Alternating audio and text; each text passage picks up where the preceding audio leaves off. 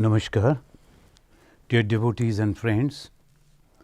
This evening, Wednesday evening, we'll be reading from the Gospel of Bhagavan Sri Ramakrishna, and we will discuss on that.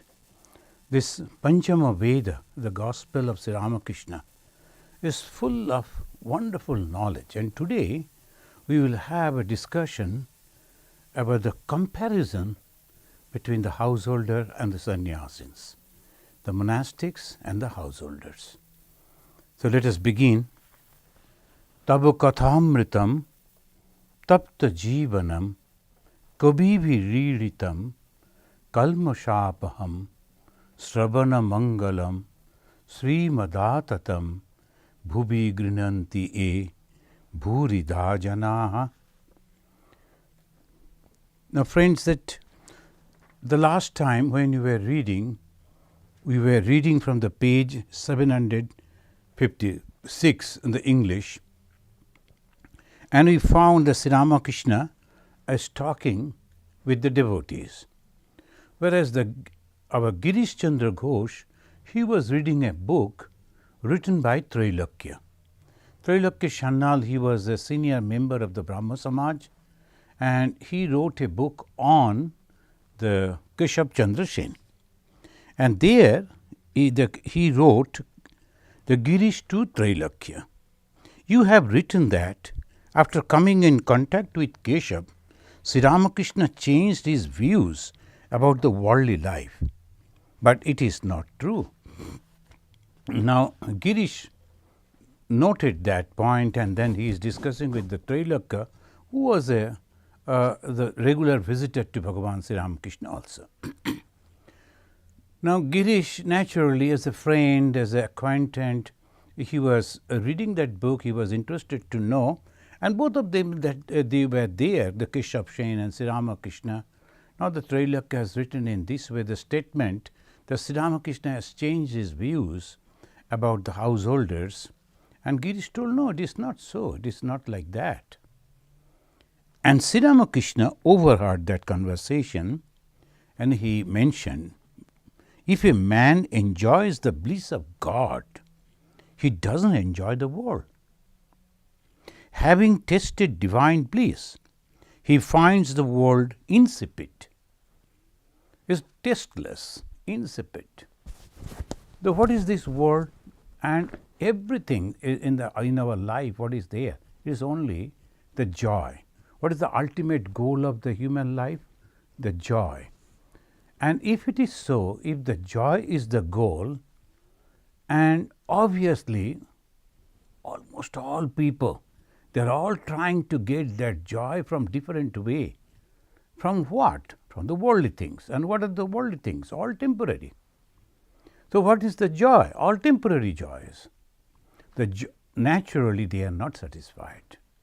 When we are thinking that if I become somebody in the society, it's a big position, then I will be happy. Then after that, after being so, he said, no, I am not, because so many tensions, competitions are also there. Then ultimately he says, no, it is not like this.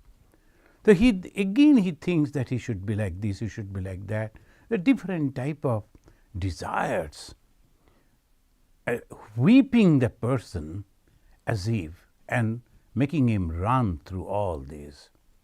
When we are going through this experience again and again, trying to hold something to get the joy, the bliss, the happiness, and just like the flash of light, and then it goes away, that we again become blind and try to get it.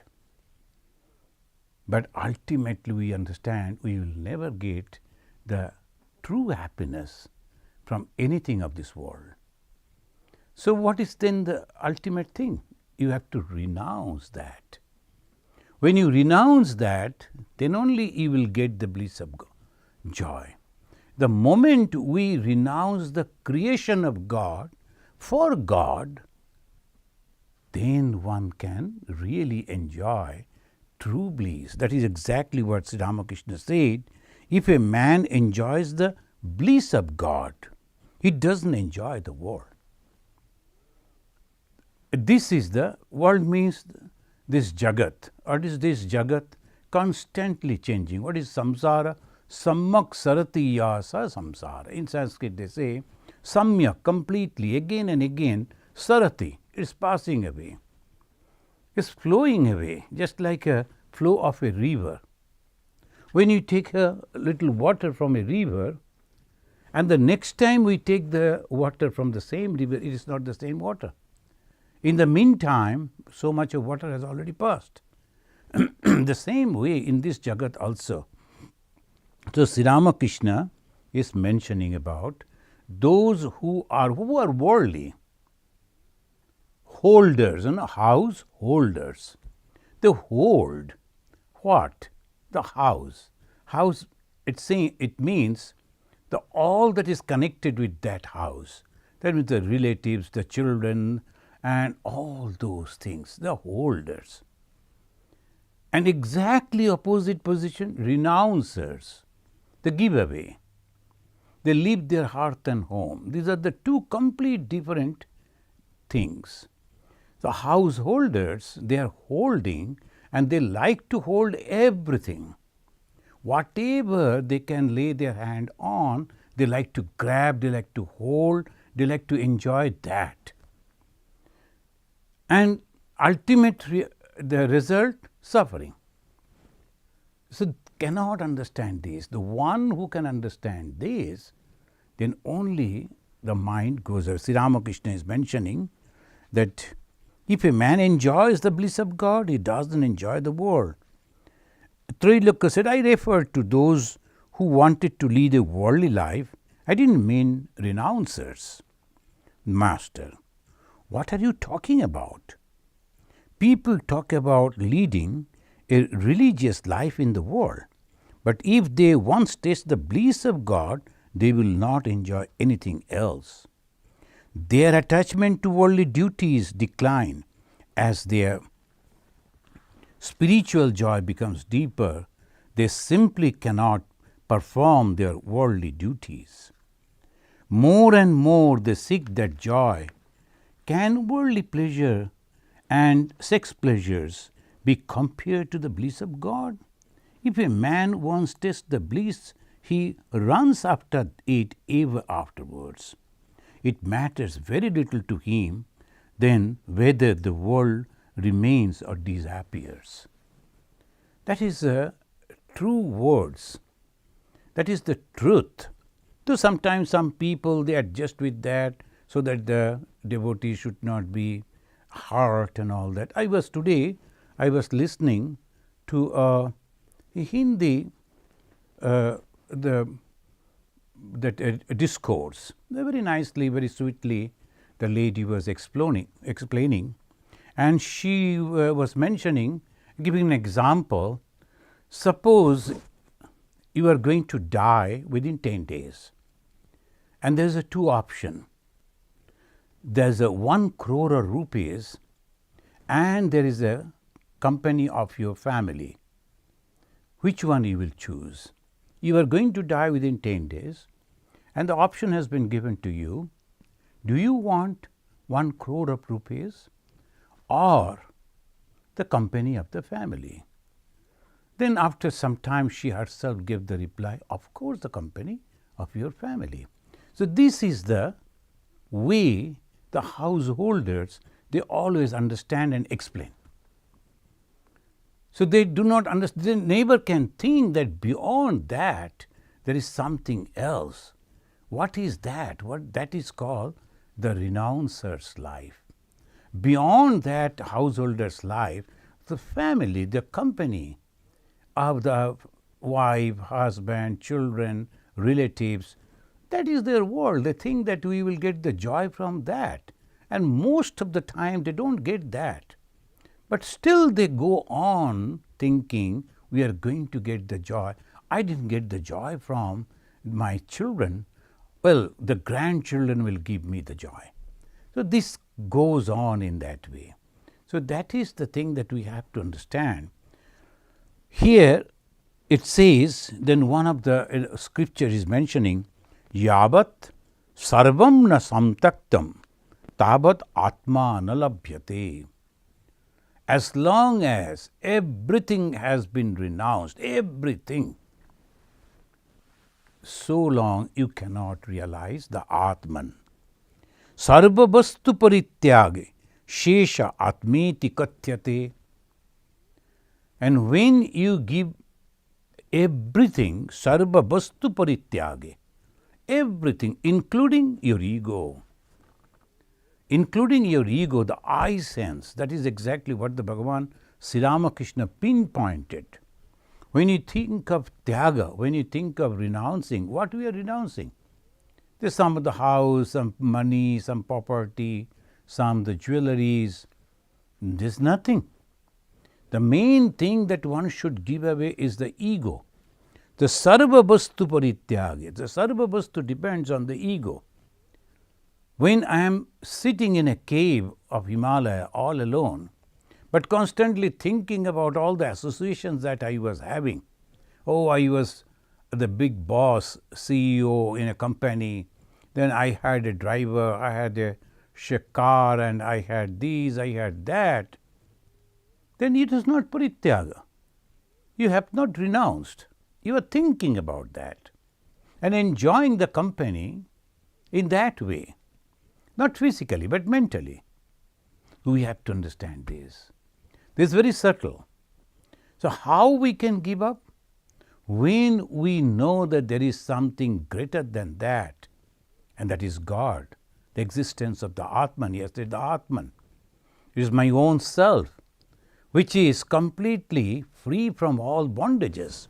When you understand that, shesha atmeti katyati, then ultimately it is that Atman. They go on analyzing, this is the path of knowledge, they goes on analyzing, am I the body, am I the mind? Then ultimately it goes on to reach over there, no, I am the consciousness. So when they go and reach that consciousness, then only that great joy comes. And another, it says in same way, yavat anyana samtaktam tavat samannameva hi vastu nasyadate sadho swatma labhe tu ka katha. Atma labhe tu ka katha. What you are talking about, the enjoyment of the self, when you cannot renounce even the small thing.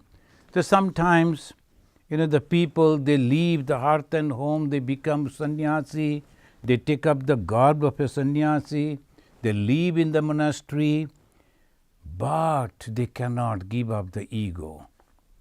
The ego goes on increasing with so many things, because they are great meditators, they can meditate for a long time. Then people will be coming to them, appreciating them, they will be asking their blessings, and slowly he will start thinking, or she will start thinking, oh, I am a great soul, I can bless people. Or maybe he is a great speaker, maybe he is a great writer, maybe he is a great organizer, maybe he is a great influencer. The people are attracted. All these things are bondages. So one must be very, very, very careful. Because sometimes our senior Swamijis used to say, those Swamis who were very good singers, so they used to say, be careful. When you are singing, sing only before God. And if you are singing for the appreciation of the people, then your main goal will be completely lost. You cannot reach over there. So there are very subtle and very thin balance over there. You have to be very careful. When we are doing something, we are doing for the service of God, then it is no problem. Whether people appreciate or not, whether we are understanding this appreciation or criticism, we are not accepting anything like this. So this is the way we have to constantly go on thinking. Otherwise, it is very, very difficult. In the Manu, and our lawmaker, he is also mentioning the same way. Yashvaitan prapnuyat sarvan. Yaschatan kevalam stakta tajet.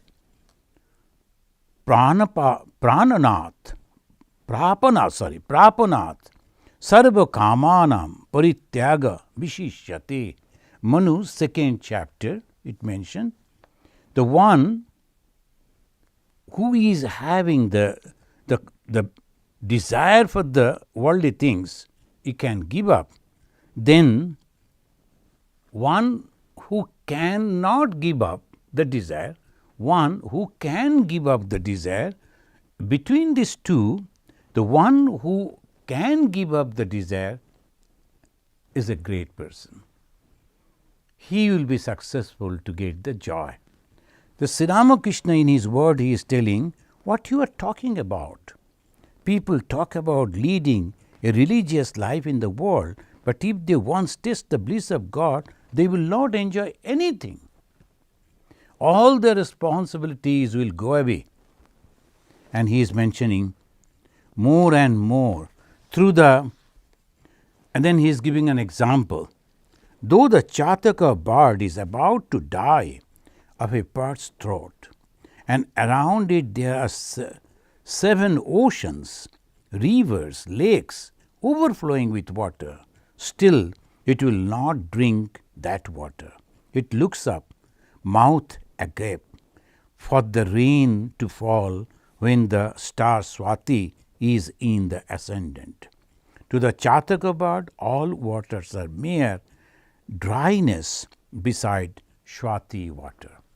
Now, there is the conception that one type of bird, Chataka, these Chataka birds, they will never drink anything but the raindrops and that too in a particular time. So obviously, that gives the example that one should always, all the time, with all difficulty, or concentrate to get the bliss of joy.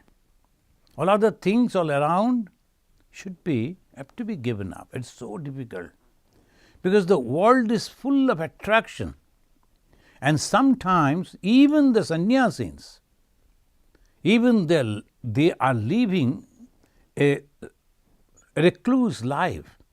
Even then they cannot understand this. Why? The desires are so subtle. Who has made these desires? The God himself. It's called Maya. The Vedanta Vadin, they say it is the Maya.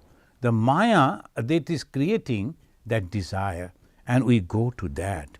So Sri Ramakrishna giving the example of a Chataka, one should not try to get that. And Yoga Vasishta also goes on telling, you cannot get it. Sarva Tyaga, you have to give up everything. Sarvartha Tyaga Rupi. And one who has already given everything, including the associations. Bandhu Sangyoga Sunya. That means even the association of the friends. Then sometimes we enjoy the talking about the worldly thing of life and all that. Even that association also you have to give up. So think about it. Completely withdrawal from the world. We sometimes think about the games, think about talk about the music, talk about something, some writings of the others. But we think it is all pure thing. We are not doing anything the bad, but that is also attachment. Because when you are talking about that, that means you have a liking. So the dryness, completely withdrawing and completely disassociated from that. So this is the only way to realize God. When one can truly do that, withdrawing the mind completely from the world, disassociating the whole world. Maybe it is so much of attractions are there, grandeurs are there, appreciations are there, but still I am not going to take anything of it. So that is the way in the beginning one should practice withdrawing everything. And otherwise, it's very, very difficult. When Swami Vivekananda came over here in Chicago and in America, and he started giving the talk, and he started becoming so popular. But before that, he already had the Nirvikalpa Samadhi 2-3 times. He was the master of his mind. So nothing of this world, there's some clappings of the people, appreciation of the people, nothing could touch his mind. But he utilized that for the resurrections of India. India was under the subjugations for a long, long period of times. We can say from the 11th century to 18th century, in 19th century beginning, it was under the subjugation, such a long period of time. And when the people are working under the oppressors, they are not their own people. So obviously, they lose all their originalities. And the very dangerous thing, losing the self-confidence. One after another, generations after generations, grandfather, great-grandfather, father, each and every one going and all the time bowing down before the rulers. So naturally it goes into the blood that, oh, we have to behave like that. We are only the slaves. We don't have anything to do except accepting the commands of the masters. So naturally they lose all their, but the India is the country where all the great thoughts generated. So it is God that brought Swami Vivekananda, and then he developed that spiritual capacity, and he shook the world with the great idea, and that gave the self-confidence back to India. What is the contribution of Swami Vivekananda? He didn't do anything. He was not a political leader. He never took up any social thing, nothing, only services. Then how come the India can never forget the contribution of Vivekananda? Because of his spiritual power that rose the confidence of the whole 3,300 million people, a huge number of people. Only one person, he inspired them to come up that. So that is the contribution of Vivekananda. How could he do that? Spiritual power. And after that, he was completely disassociated. So that is the monastic life. It doesn't mean that I should not look at these people, I should not touch that thing, I should not go over there, I should not talk on it, just isolated. Some people they do, but they're very less powerful. But when they are thinking, no, I should have to do that, then they are completely disassociated with the worldly things. Withdrawing, that is the power. With that power, they are making the success. That is monastic life. The monastic life doesn't mean that it is completely the isolated. No, it is not like that. The monastic life means you have to have the self-confidence that it is possible for me to do. And it says and he is telling, people say they will hold to both God and the world. After drinking an ounce of wine, a man may be pleasantly intoxicated and also conscious of the world. But can he be both when he has drunk a great deal more? He is giving the example of the drunkard people. So when some of the people, they have drunk a little, so they are still conscious, they are talking with people, and they can give the judgment. Everything is almost normal. So like that, those who are trying to realize God, at the same time living in the world, talking with the worldly people and attending their own businesses, that is okay. But suppose they are completely merged with the God intoxication, they cannot do anything. They're completely disassociated. So for them, it is impossible to do anything.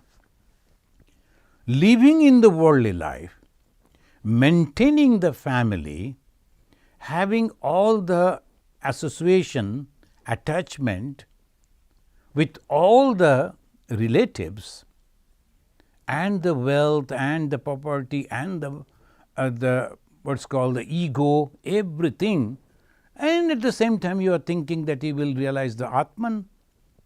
No. The worldly people should not try to realize this Atman. The path of knowledge is not for them. That is what Bhagavan Sri Ramakrishna said again and again. Because in the path of realization, path of knowledge is completely different. One has to burn everything. It's not going back again, not turning. So they say, burn the boat at your back and come with me, march with me. You have to burn the boat at your back, no association at all. And when they go on constantly thinking about, oh, I am associated with so and so, and feel proud of it, that means something wrong. They cannot practice this. So it's not denouncing the householder's life.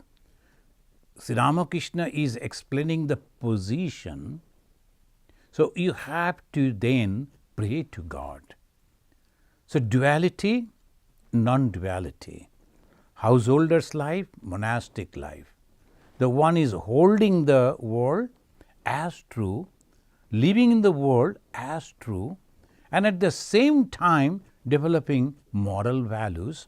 That is, slowly they are reaching to the goal. A time will come, because the Hindus, they believe in different birth. So obviously in the next birth, they may be in a situation from where they can start living as a monastic, as a sannyasi, as a renouncer, as a recluse. And obviously their life will be completely different. But as long as they are in the householder's life, and if they say that I am the Atman, I am searching my Atman, and that will be hypocrisy. You cannot do that. So when you are searching for that, you have to renounce everything. Are you ready with that? The Sri Ramakrishna is very clear. The sannyasis, those who have already given up everything, only those, not only just Gerua-clad people or so-called sannyasis and having some beard and then living in a ashrama, but at the same time having all association, surviving only because of that thing, no, that they cannot also do.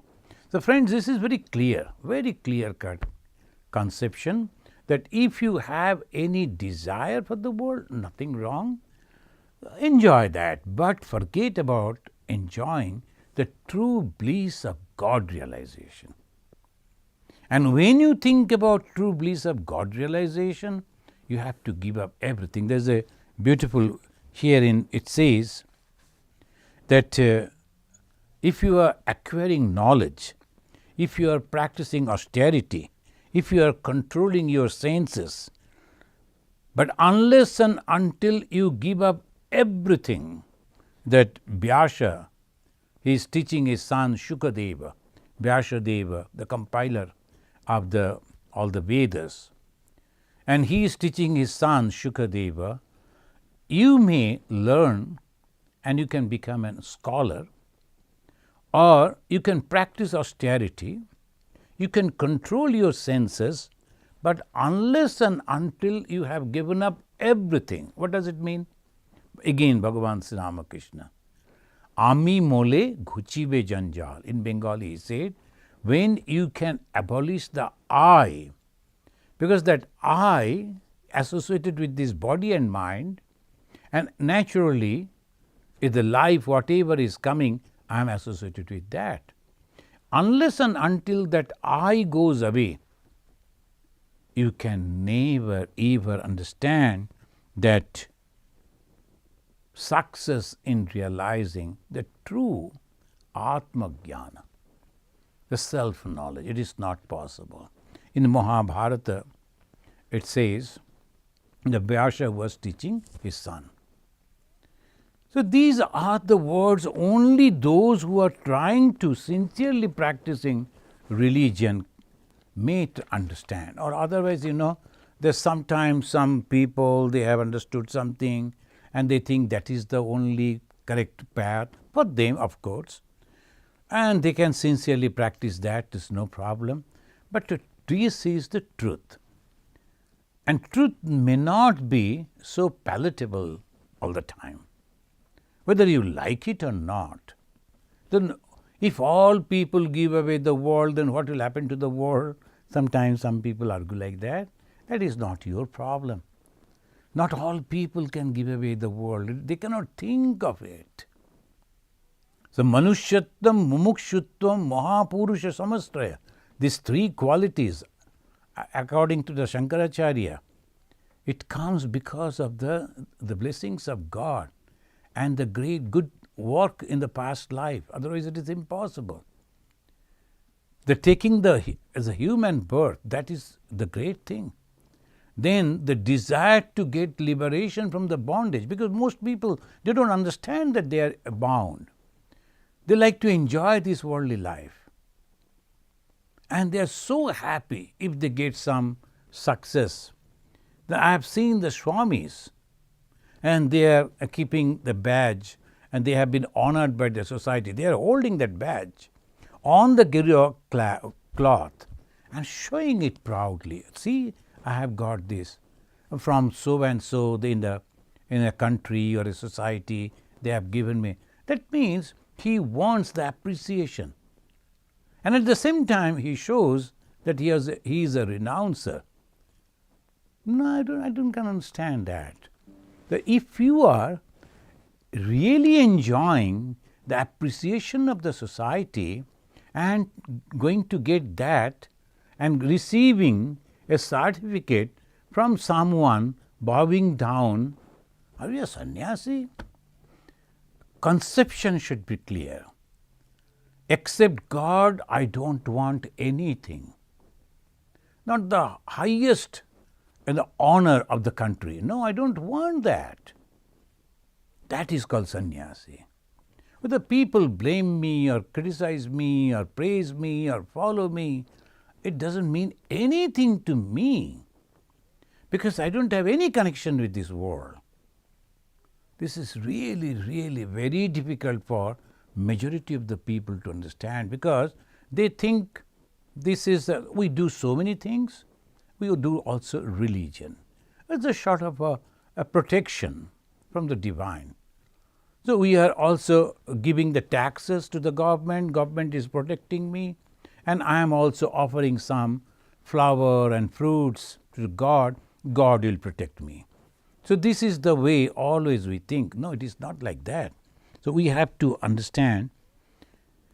The one person, there was the lady saint, the one person asked her, Mother, how could you reach to that height of spirituality?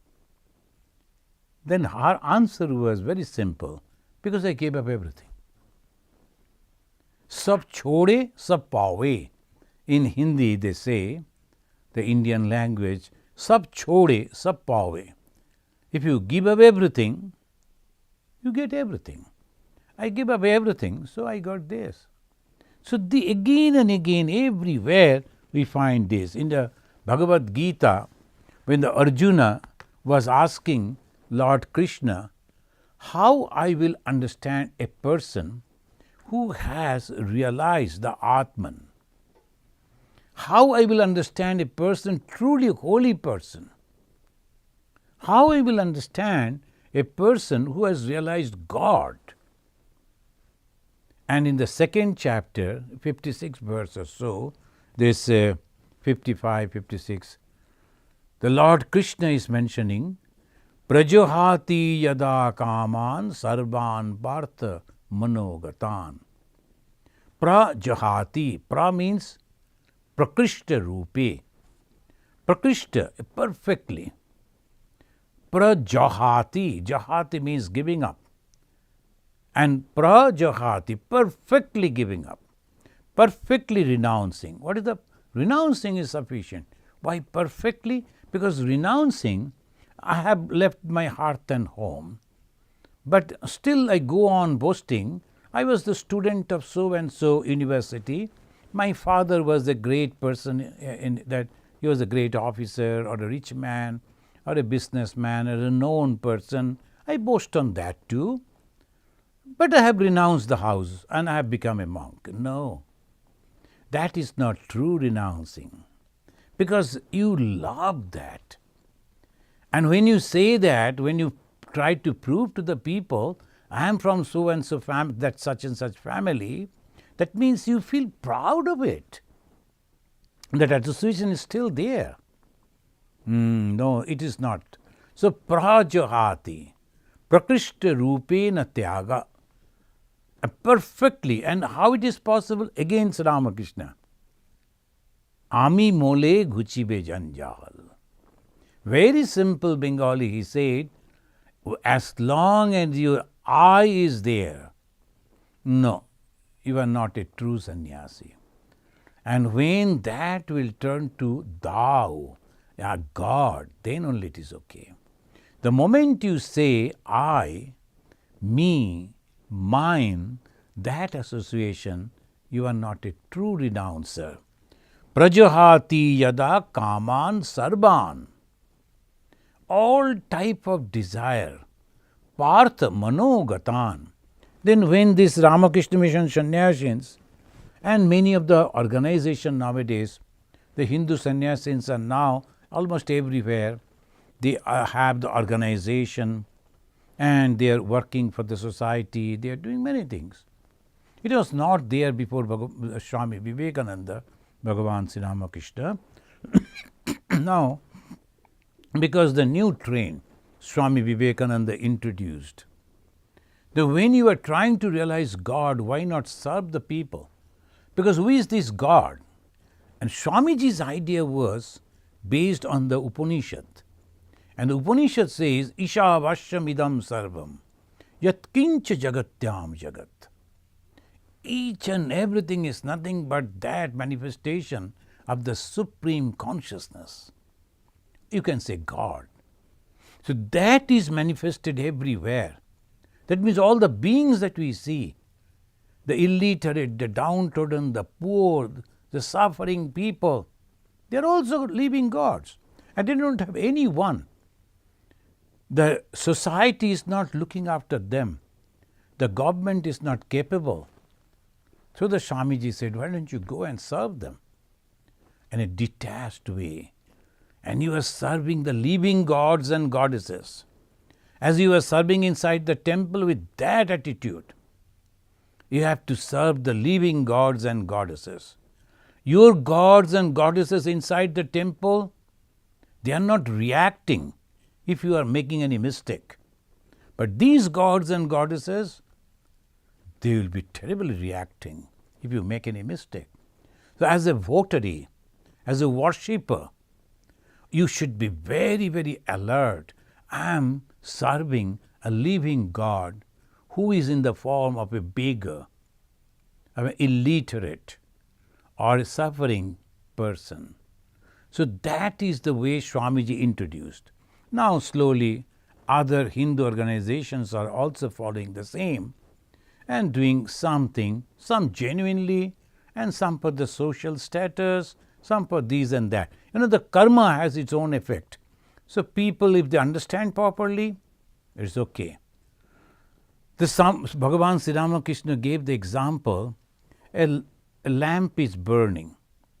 You can read a holy book using that light, and someone can forge the money also using that same light.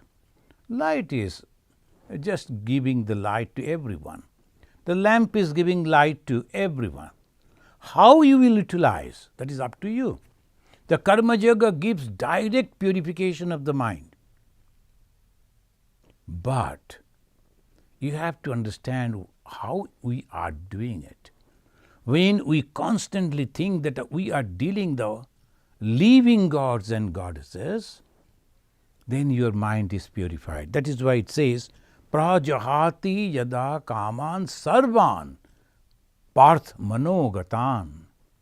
From your mind. Here the mind means, we always say there are 4 parts are there in the mind. 4 rooms are there. Mana, buddhi, chitta, ahamkar. This chitta, which is having all the impressions, the storehouse, from there the desire should go. There should be no desire. The whole store should be completely clean. No desire is there except the love, except the unselfishness. Because of the love for God, because of the unselfish way the thought flows, we go and do that, serving. There is no attachment. So I am serving you, remember, and all the time you should remember me. No, that is not a service. So this is really, really very subtle, and Sri Ramakrishna very clearly he is telling. The people say they will hold both God and the world. No, it is not possible. After the bliss of God, nothing else tastes good. Then talk about omen and gold, and no, it is not. It is completely impossible. I cannot enjoy the talk of worldly people. When a man becomes mad for God, he doesn't enjoy money or such things. Extreme way Sri Ramakrishna is mentioning. And you can understand the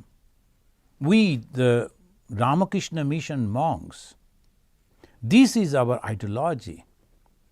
But at the same time, Bhagavan Sri Ramakrishna, because of the Ma Sarada's prayer, he gave us this organization through Swami Vivekananda. And in the organization, we are organizing in different places according to the need of the locality. We are giving the service. And for that, we are living in the society. We need money, but we are not attached to that money. A person, how he is giving it, that is also one should be careful to before taking that, before accepting the money. We don't take that money. Ramakrishna Mission particularly are very, very careful. Very, very careful. So that way we are serving. And you can understand the difficulty of the monks who are trying to be free from the worldly attachments and living in the world. We are writing books, we are giving talks, we are meeting, going to the meetings. We are having everything at the same time, you have to withdraw it. It's really, really difficult. Once you slip from that, again you fall back and your journey begins from the zero. So that is difficulty for the tapasya, the spiritual practices of the Ramakrishna Mission monks. So we have to be very, very careful. We are living like a water drop on a leaf. On the leaf, the water is there, but it is not at all attached with the leaf. So this is the life, this is the training. Then Trailokya Bhatt said, if a man is to retain in the world, he needs money and he must also save. He has to give in charity, and he was trying to say many other things. This is the argument usually people they say, and immediately Bhagavan Sri Ramakrishna replied, what? Do you mean that one must first save money and then seek God? And you talk about the charity and kindness? A worldly man spends thousands of rupees for his daughter's marriage, yet all the while his neighbors are dying of starvation, and he finds it hard to give them 2 morsels of rice. He calculates 1,000 times before giving them even that much. The people around him have nothing to eat, but what does he care about that? He says to himself, what can I do? Let the rascals live or die. All I care about is that the members of my family should live well, and they talk about doing good to others. Friends, if you look around, you will find this type of characters all over, everywhere. And they say that they are spiritual. They will run to listen to the talks of the Swamis. Oh, I cannot live without listening to him. And they're all high, the Vedantic talk, they will go and listen. And they boast about that too. I only listen to him. Without his talk, I cannot live. But go and see their personal life. So one actually deceiving oneself constantly. So we have to understand and analyze our own situation. Where am I? This is my condition. My mind is bound with thousands of desires. And I'm so egoistic, I cannot withdraw. If anyone says, hey, what happened to you? Immediately I'm angry. Why you are asking like that? Friends, this spiritual life means very simple, but at the same time very difficult. Why? Because it is so simple, we do not understand it. We always think in a different way. It's very simple because the understanding should be very clear, the God and His creation. And if I anyway go for its creation, that means the name, fame, wealth and all this worldly, 5 different ways to enjoy the world, then I am far away from God. But if I truly understand that God is the main source, and if I go to God, I get everything, what I need, joy, happiness, bliss, thousands and thousands times more if I can truly go to God. And how I can go to God? What is the process to go back to God? Not that I have to give up, but I have to disassociate with it. Disassociation with the world things. How it is possible to disassociate? Because I am there, I am doing.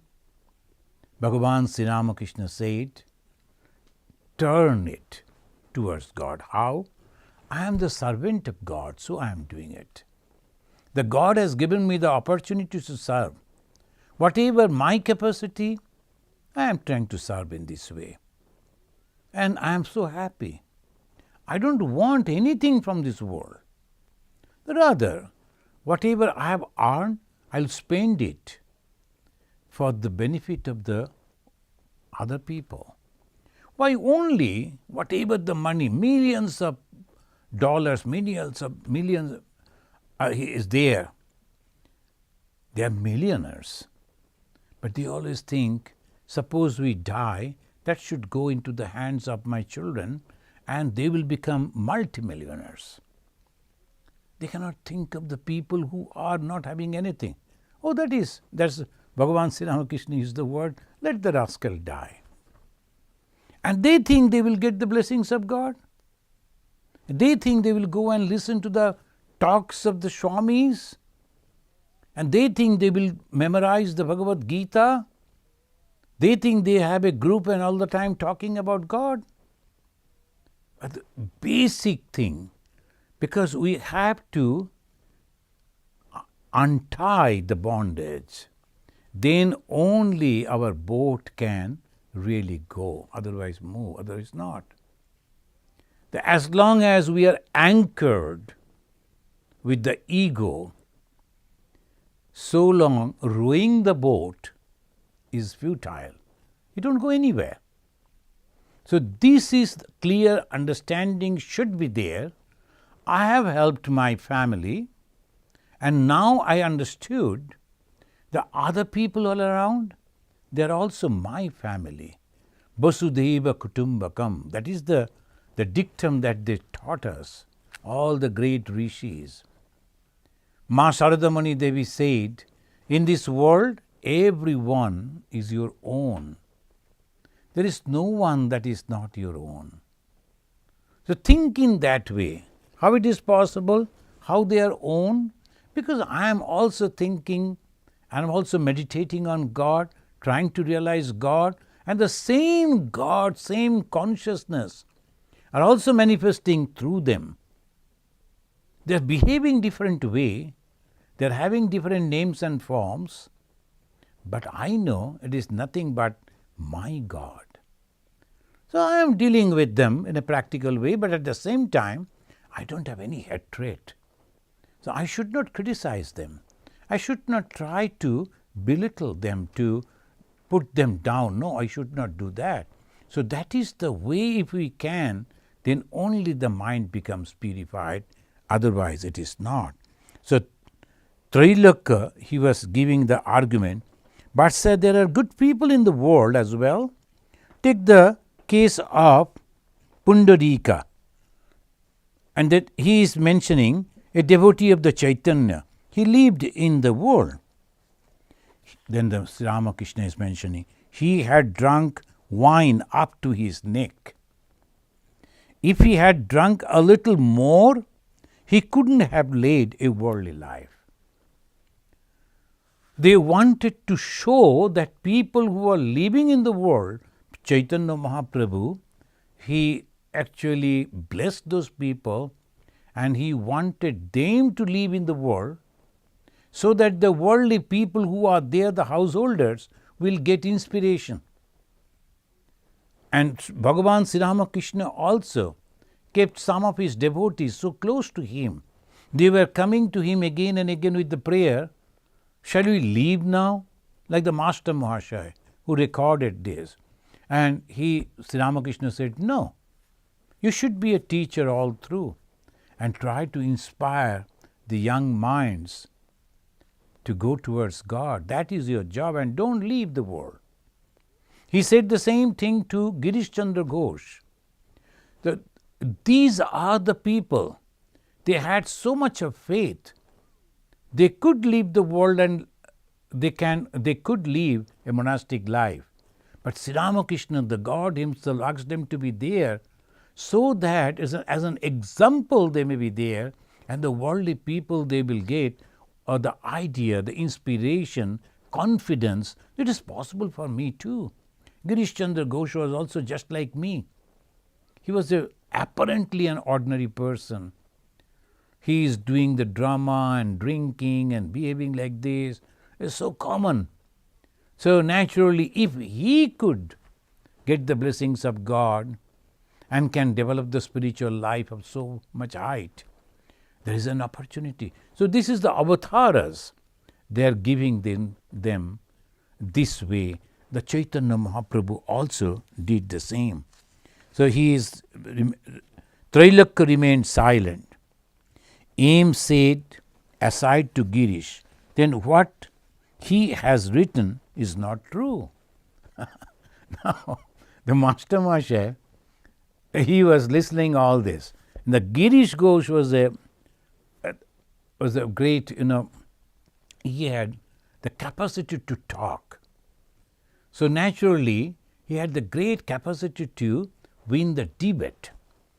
The Master Mahashaya enjoyed that.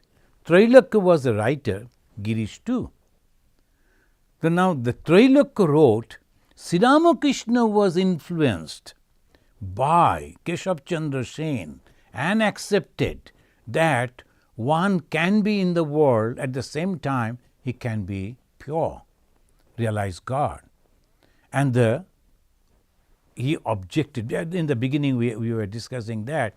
Girish said, no, it is not. Sri Ramakrishna never did like that. He was not ever influenced by the Keshav, the opposite. Now again Sri Ramakrishna entered and Sri Ramakrishna said this, he gave the example, and we also find the same thing has been given in different our scriptures, in the Manu Samhita and all others, Yoga Vasishta, in the Bhagavad Gita, everywhere only one tune. If you want to realize God, The only way you have to give up everything. Prajahati yada kaman sarvan manogatan. From your mind, from the storehouse of the mind, not only floating, the storehouse of the mind, there should not be any desire. Sarvan partha manogatan. Everything should go away. Then only it is possible. So that is the way we have to understand. If I cannot, no problem. So I will start from there. One step towards that is also a great step. It's a great leap. And now, today, I have heard Bhagavan Sri Ramakrishna is telling, I have to give up everything to realize God. So let me take one step today. And slowly, slowly, I am reading, understanding, and trying to practice. And I need not to give up everything and go away suddenly. No, that is the wrong step. What Sri Ramakrishna is mentioning, detach yourself. How I can detach? Thinking that it is the duty of the God I am performing. I am His son. I am His devotee. I am His servant. And whatever the responsibility God has given to me, I am performing that. And now God has asked, hey, look at that lady as your wife, or that is your husband, this is your children, this is your parents, this is your family. Okay, no problem. By that way, I am there at the same time.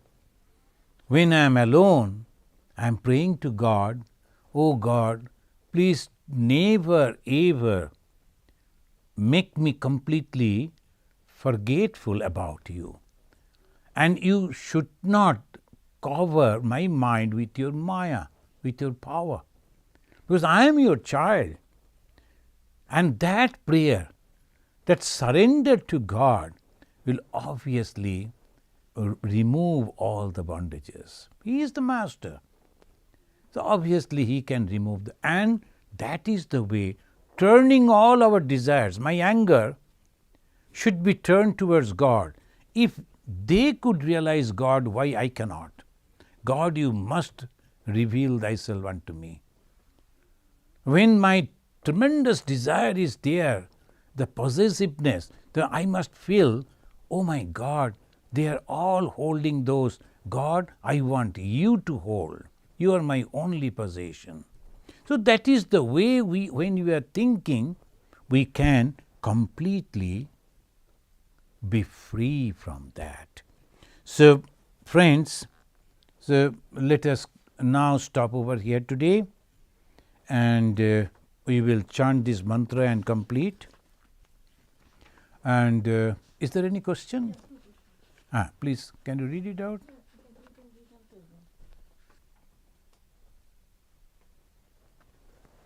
Mm-hmm. When we pray, Devashish is asking, when we pray to God for the well-being of our forefathers, how it is beneficial for them even after their death, who passed away more than a decade and might take a rebirth? Good question. But the thing is, it is not for them, it is for us. It's called Shraddha. Shraddha, that we are remembering them. Why? Something we have got from them. Had they not be here, we would not have been like this. So we are not forgetting you. This is called the respect that we are giving and purifying our mind. It's not for them. It's for our only personal mind. So whether they have passed away 10 years, 20 years before, it doesn't matter. When we are thanking them, praying for them, seeking blessings from them, by that way I am showing my gratefulness to them. And this gratefulness is one of the pillars of human life. So that is why we do. Thank you. And Radha, she is asking, what is a sense of life when a person is bedridden and suffering with mental agony and wanting death? Yes, that's a really the question that you are asking, apparently we are thinking in that way. You know that is the reason they always ask us to become spiritual, try to develop the spirituality when you are young, when we have the strength of mind and body. But to most of the people, they make it a mistake. They think that let us enjoy now, and at the fag end of our life we will become the spiritual. No, that is the wrong thing. But a person who is now bedridden and his mental agony is there and he is wanting death, now we have to pray for that person. And when you are praying for that person, again, we are actually benefiting ourselves, because the compassion, the love, the concern for that person that we are showing by praying to God will have both effect. Our prayer will give some solace to that suffering soul. At the same time, our mind will be purified, because I am not praying for me, I am praying for someone else. Of course, the doctors are taking care from on that side, and how I can help by praying. So, Radha, if we can pray sincerely, oh my Master, oh my God, oh my Mother, that this person is suffering, she was so close, you are so close to me at this moment, please help him or other. Suppose he or she is becoming all right again, it's good. Otherwise, please do what is good for him or her. That is the way we should pray. Thank you. So let us now conclude. Niranjanam nityam anantarupam bhaktanukampa dhrita vigraham vai Ishabhataram parameshamidyam tam Ramakrishnam shirasa namamaha. Om Shanti Shanti Shanti Harihi Om Tat Sat. Sri Ramakrishna Arpanamastu.